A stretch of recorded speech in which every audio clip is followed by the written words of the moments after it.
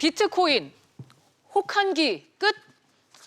비트코인 가격이 연일 상승하면서 가상화폐의 혹한기가 끝났다, 이런 관측이 나오고 있습니다. 작년 5월 이후에 1년 만에 1,000만 원대를 돌파했는데요. 덕분에 가상화폐 투자자들의 움직임도 서서히 활발해지는 모양새입니다.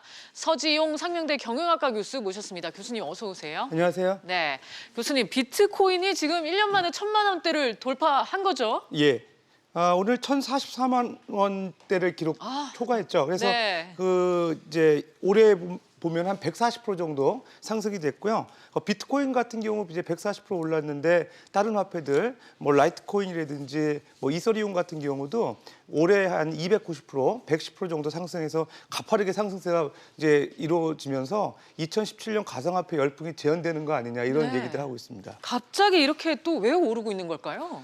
이제 2017년도에 올랐을 경우에는 그러니까 어떤 투기 세력들이 많이 들어오면서 가상화폐가 변동성이 큰 거에 대비해서 좀 차익을 이제 짧은 시간에 거둘 수 있지 않겠느냐 하는 그런 모험 투자를 위해서 들어온 분들이 많았다고 하면요. 네. 최근에는 이제 조금 어떤 배경이 좀 다릅니다. 최근에 디지털 화폐에 대한 송금 수요라든지 지급 결제에 많이 사용이 되면서 그동안에 문제가 됐던 이제 가상화폐들의 어떤 변동성, 가격 변동성이 많이 해결될 가능성이 있거든요. 그러니까 자산으로서의 투자할 만한 가치가 있다고 생각하는 거죠. 최근에 보면은 스테이블 코인이라고 그래가지고 가격 변동성이 적으면서 네. 기존에 이제 법정 화폐랑 안정적으로 교환이 가능한 그런 화폐가 새로 도입이 많이 되고 있거든요. 특히 금융그룹이나 IT 기업을 중심으로 해가지고 페이스북이나 이제 JP 모건 체이스 네. 여기서 새로운 디지털 화폐를 도입을 하는데, 이게 사실 보통 이제 우리가 법정 화폐하고 안정적으로 교환할 수 있는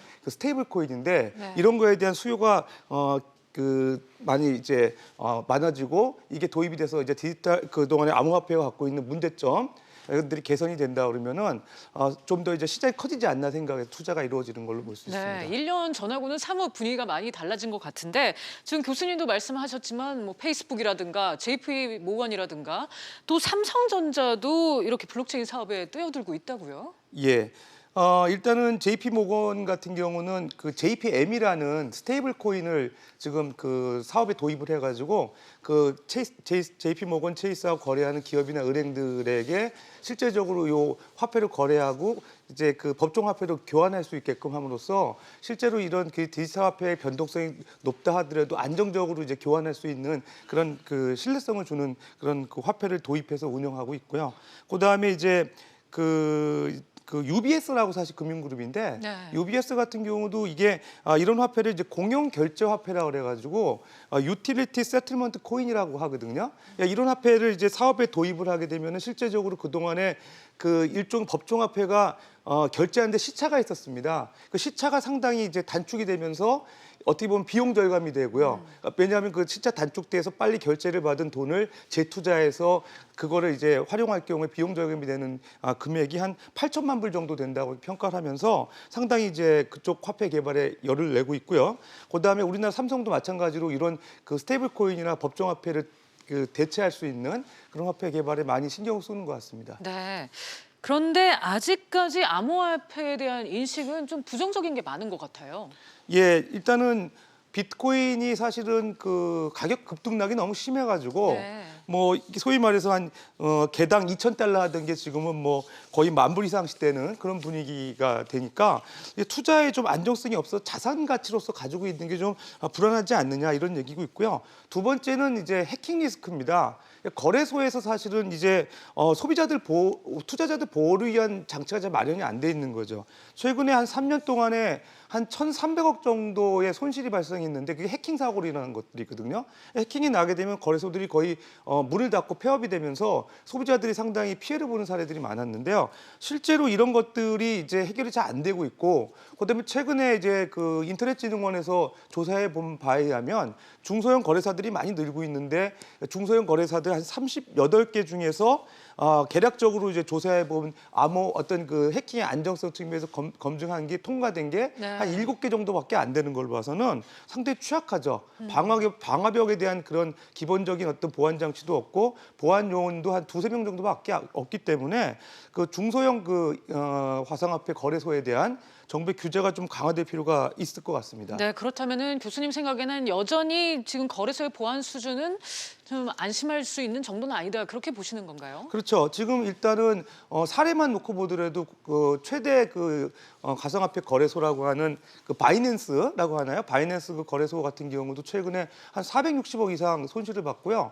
그다음에 또 최근에 빗썸 거래소 같은 경우도 우리가 많이 알고 있는 빗썸 거래소도 한 200억 이상 손실을 보고 있는 걸로 봐서는 해킹 피해에 대해서 상당히 자유로운 그런 거래소는 없는 것 같아요. 정부가 이제는 이런 인증과 관련된 표준 인증 제도를 도입을 해가지고 좀 더 이렇게 안정되게 거래소가 어떤 거래소인지를 이제 뭔가 이제 인증제 도입을 하고는 있긴 한데 좀 더 인력을 보완한다거나 아니면은 좀 더 어떤 그 정기적인 어떤 보안 조치를 좀 강화해가지고 이런 그 소비자 투자자 피해가 발생하지 않도록 좀 구체적인 그 규제안을 좀 강화시켜야 될 것 같습니다. 네. 만약에 그렇게 규제가 강화되고 이제 좀 안심할 수 있게 투자가 가능해진다면은 암호화폐가 안전자산으로 자리매김을 할 수 있을 걸로 보십니까? 사실 우리나라에서는 그 자산 가치로서의 그 암호화폐에 대해서 아직 시각이 엇갈리고 있죠. 특히 경제학 전공하신 분들 같은 경우는 그 화폐의 정의를 교환이 되느냐, 교환의 매개체로 정의가 되느냐, 네.